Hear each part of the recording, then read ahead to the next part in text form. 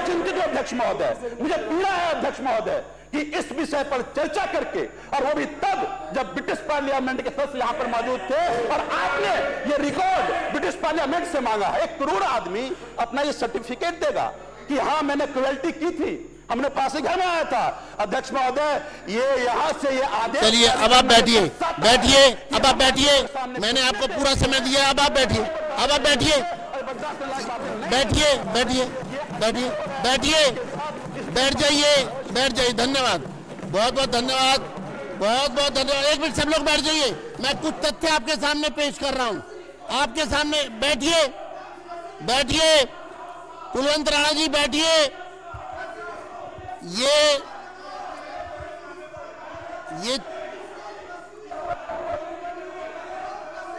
बैठिए, बैठिए, बैठिए। माननीय सदस्यगण, अब मैं आपके सामने कुछ तथ्य पेश कर रहा हूं। पहला विषय तो ये है इस पूरी चर्चा का कि ये जो प्रतिबिंब यहां है, ये वास्तविकता में आम आदमी पार्टी किस तरह देश में अफवाह फैलाकर देश में दंगे और देश के इतिहास को बदलना चाहती है, ये इसका प्रत्यक्ष प्रमाण ये सामने दिखाई दे रहा है। दूसरा, मैंने उनको 15 मिनट का समय दिया, उन्होंने एक भी तथ्य इस पक्ष में नहीं रखा। इन्होंने इतिहासकारों की बात की, एक इतिहासकार का नाम नहीं बताया। मैं अब जो इन्होंने अपनी बात में कहा है मैं आपके सामने रखता हूं, फिर उसके बाद चर्चा को आगे बढ़ाएंगे। इन्होंने कहा और आज समाचार पत्रों में पूर्व स्पीकर श्री रामनिवास गोयल जी का स्टेटमेंट भी छपा हुआ है। उसमें उन्होंने कहा कि 1912 में तो ये टिफिन रूम ही था, नक्शे में है, मैं उसको इनकार नहीं करता। उन्होंने ये भी कहा लिफ्ट है, ये भी मैं इनकार नहीं करता। यानी कि उस समय 1912 में जब बिल्डिंग का नक्शा बना तो वो इसी पर्पज से बना था, लेकिन 1926 में यानी कि 18 जनवरी 1927 को जब नई पार्लियामेंट बन गई तो ये देश की पहली संसद जो है ये वहां शिफ्ट हो गई। और उसके बाद उन्होंने कहा कि उसके बाद यहां पर ये भी उन्होंने कहा है साथ में कि ये बिल्डिंग से अलग है, ये बिल्डिंग की सिमेट्री में नहीं आता है। अपनी उसमें स्टेटमेंट में उन्होंने कहा है कि उसमें नहीं आता है। उसके बाद यहां पर ये फांसीघर 1927 के बाद बना है। अब मैं आपके सामने एक दस्तावेज जो मैंने जुटाया है गांधी स्मृति से 7 अप्रैल 1931, इन्होंने कहा कि 1926 के बाद यानी 18 जनवरी 1927 के बाद यहां पर फांसीघर बनाया गया। 7 अप्रैल 1931 को इसी सदन में राष्ट्रपिता श्री महात्मा गांधी जी आए थे। गांधी जी तीसरी और अंतिम बार, 3 बार इस सदन में आए हैं गांधी जी। मैं चाहूंगा हमारे इस सदन में राष्ट्रपिता महात्मा गांधी 3 बार विराजे और 1 बार तो सदन की कार्रवाई में विजिटर्स गैलरी में बैठ करके उन्होंने 4 घंटे कार्रवाई देखी और वो तारीख है 5 मार्च 1919। ये सदन जिसकी ये बात कर रहे हैं, युद्ध सम्मेलन की इन्होंने जो बात की उसका तथ्य भी मेरे सामने है। वो युद्ध सम्मेलन इस सदन में हुआ 28 अप्रैल 1918 को।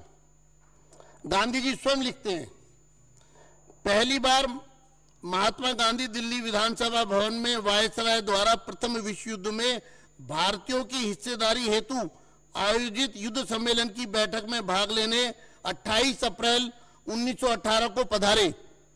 इस सम्मेलन का मुख्य उद्देश्य प्रथम विश्व युद्ध में भारतीय सैनिकों की भर्ती हेतु समर्थन हासिल करना था। भारत की जो गौरवशाली इतिहास है, अगर उसके साथ कोई छेड़खानी करता है शहीदों की चिताओं पर लगेंगे हर बरस मेले, वतन पर मिटने वालों का यही बाकी निशा होगा। लेकिन जो लोग फर्जीवाड़ा करेंगे, लोगों की भावनाओं से खिलवाड़ करेंगे, उनका हश्र दिल्ली की जनता ने जो किया है उससे भी ज्यादा बुरा करेगी। मैं आगे इतिहास पढ़ता हूं। इस बैठक का उल्लेख अपनी आत्मकथा सत्य के प्रयोग में करते हुए महात्मा गांधी जी लिखते हैं। तो मैं सम्मेलन में शामिल हुआ। प्रथम विश्व युद्ध का जो युद्ध सम्मेलन बुलाया गया, सुनिए आपने एक भी तथ्य पेश नहीं किया। मैं तथ्यों की दर्जनों तथ्य पेश कर रहा हूं। बैठिए आप, और अभी नक्शा भी दिखाऊंगा आपको, अभी स्क्रीन पे नक्शा भी दिखाऊंगा, ठीक है। अब आप आइए आगे। तो मैं सम्मेलन में शामिल हुआ। वायसराय भर्ती से संबंधित प्रस्ताव पर मेरा समर्थन प्राप्त करने के लिए अत्यंत उत्सुक थे। मैंने हिंदी हिंदुस्तानी में बोलने की अनुमति मांगी। वायसराय ने मेरी प्रार्थना स्वीकार कर ली। इसी सदन में हो रहा है, किंतु सलाह दी कि मैं अंग्रेजी में भी बोलूं। मुझे कोई भाषण नहीं देना था। मैंने इस आशय का केवल एक वाक्य बोला, अपने उत्तरदायित्व को पूरी तरह समझते हुए मैं प्रस्ताव का समर्थन करता हूं। ये घटना है 28 अप्रैल 1918 की, जिसका इन्होंने जिक्र किया, युद्ध सम्मेलन की। दूसरी घटना, गांधी जी यहां दूसरी बार 5 मार्च 1919 को आए। महात्मा गांधी जी दूसरी बार दिल्ली विधानसभा भवन में 5 मार्च 1919 को पधारे। दरअसल 24 फरवरी 1919 को गांधी जी ने वायसराय को एक तार भेजा था, जिसमें उन्होंने रॉलेट बिल की केंद्रीय विधायिका में पास करवाने के सरकार के निर्णय पर पुनर्विचार करने का आग्रह किया था। माननीय सदस्यगण, ये जो सदन है, ये इतिहास का वो पन्ना है जिसने आजादी की जंग का ऐलान जंग किया था, और वो था रॉलेट एक्ट का विरोध।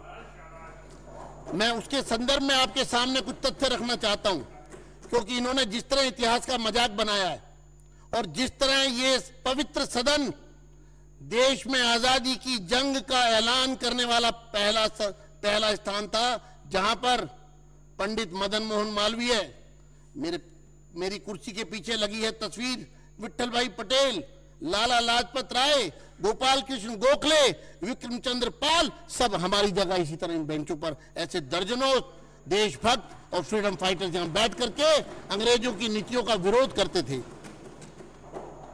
तो मैं आगे पढ़ता हूं। 24 फरवरी 1919 को गांधी जी ने वायसराय को एक तार भेजा था, जिसमें उन्होंने रॉलेट बिल को केंद्रीय विधायिका में पास कराने के सरकार के निर्णय पर पुनर्विचार करने का आग्रह किया था। तार अनुचित रहने पर गांधी जी स्वयं वायसराय से मिलने 4 मार्च को दिल्ली पहुंचे। 5 मार्च को वह वायसराय से मिले। कहां मिले? जहां हमारे डिप्टी स्पीकर साहब मोहन सिंह बिष्ट जी का कमरा है, ये वायसराय का कमरा होता था। और उस समय इंपीरियल लेजिस्लेटिव काउंसिल थी, ये चेयर पर वायसराय बैठते थे, यानी कि उस समय के राष्ट्रपति चेयर करते थे इसको। उस कमरे में गांधी जी आए और उन्होंने वायसराय जी को 5 मार्च को पहले वो वायसराय से मिले, लेकिन उन्हें समझाने में असफल रहे। यानी वायसराय नहीं माने रॉलेट एक्ट को रोकने के लिए। इसके बाद उसी रोज वे दिल्ली विधानसभा स्थित शाही विधायिका इंपीरियल लेजिस्लेटिव काउंसिल, जहां रॉलेट बिल का पास करने की कार्रवाई होनी थी, उसे देखने और सम्मिलित पक्षों का तर्क सुनने दर्शक दीर्घा में पहुंचे। अंततः विधायिका ने रॉलेट बिल को पास कर दिया, जिसे देखकर गांधी जी काफी दुखी हुए और इस काले कानून के खिलाफ सत्याग्रह करने का मन बना लिया। और नॉन कॉपरेशन मूवमेंट, जिसको कहा जाता है कि सरकार को सहयोग ना करना, असहयोग आंदोलन। लेकिन वो जो पहला आंदोलन था उसका नाम असहयोग नहीं था, वो डिसोबीडियंस आंदोलन था। उसके बाद आंदोलन होता है दिल्ली की सड़कों में 30 मार्च।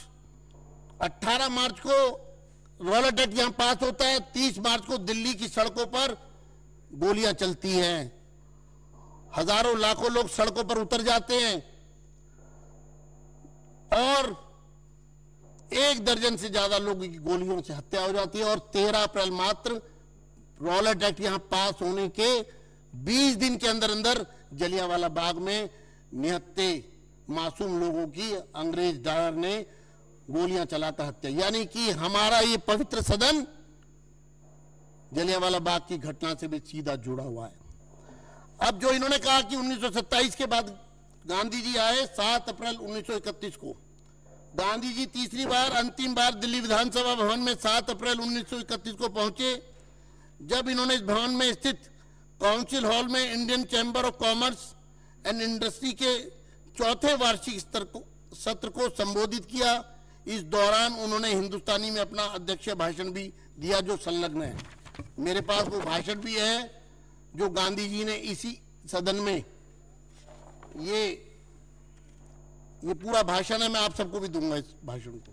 और उसके बाद मेरे पास ये 8 अप्रैल 1931 की ये हिंदुस्तान टाइम्स की कटिंग भी है, जिसमें गांधी जी ने हमारे इस काउंसिल चैम्बर, उस समय इसको कहा जाता था काउंसिल चैम्बर में, फिक्की के जो वो था सम्मेलन, उसका उद्घाटन किया था। ये पूरी खबर है इस पर। सवाल ये है कि इतने सारे तथ्य हैं जो सच से जुड़े हुए हैं। इसी लेजिस्लेटिव असेंबली में इस चेयर पर विठल भाई पटेल जी पहले इंडियन इलेक्टेड स्पीकर थे जो चुने गए, और जो पहली ऐसी सीट थी जो भारतीय को मिली और जिससे पूरे हिंदुस्तान में खुशी मनाई गई, उस पर इन्होंने कभी कोई बात नहीं की। 10 साल ये सत्ता में रहे, इन्होंने कभी उस पर विचार नहीं किया। गांधी जी 3 बार यहां आए, इसके बारे में कभी विचार नहीं किया। रॉलेट एक्ट जैसा बड़ा आंदोलन देश का यहां से हुआ, इस पर विचार नहीं किया। इसी सेंट्रल लेजिस्लेटिव असेंबली में साइमन कमीशन का विरोध हुआ और लाला लाजपत राय शहीद हो गए। वही लाला लाजपत राय रेजोल्यूशन लेकर आए। इसी सेंट्रल लेजिस्लेटिव असेंबली में शहीद आजम भगत सिंह ने बम, और वो बम हार्मलेस था, किसी को नुकसान नहीं पहुंचाने के लिए था, लेकिन लोगों को जगाने के लिए था। उस पर कभी बात नहीं करेंगे। झूठ परोसकर यहां पर, और उस पर फिर चोरी और सीधा चोरी। देखिए आप काम करने का तरीका देखिए। अरे आप माफी मांगिए, समझ में आती है। आप झूठ को सच बताने की कोशिश कर रहे हैं, कितनी बुरी बात है। अब मैं इस पर चाहूंगा कपिल मिश्रा जी अपनी बात शुरू करें। बैठिए आप। आपको पूरा देश देख रहा है इस समय। आप झूठ की दुकान चला रहे हैं। आप झूठ की दुकान चला रहे हैं ना आप। मैं इस सदन में आपको झूठ की दुकान नहीं चलाने दूंगा। बोलिए आप।